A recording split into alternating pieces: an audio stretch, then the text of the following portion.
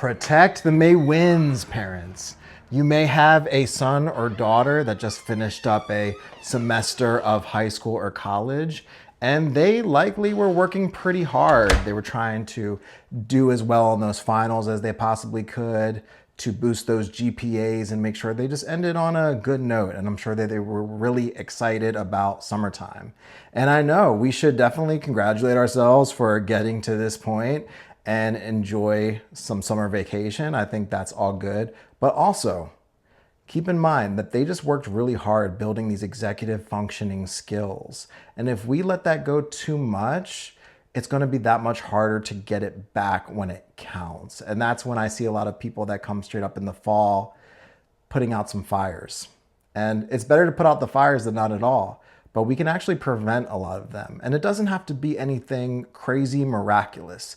It can be helping your young adult pay attention to when they're setting alarms in the morning, how often are they pressing snooze, because it can happen in very sneaky ways.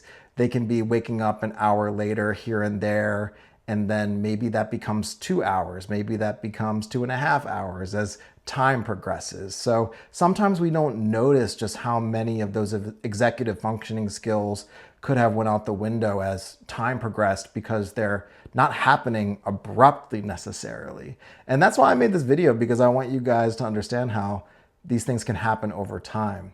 So now's the time to ensure that they have a little bit of routine and structure in there. If they already have a summer job or an internship, maybe they're doing an online class, that is all really helpful. And some of those conversations I mentioned around alarms are good. If they want to get into some volunteering or getting more invested in a hobby that interested them, routine and structure can be really great for that. So feel free to DM us if you have any questions, but I want us to protect those May wins because we worked so hard to get there. It would be a shame to just let that slide.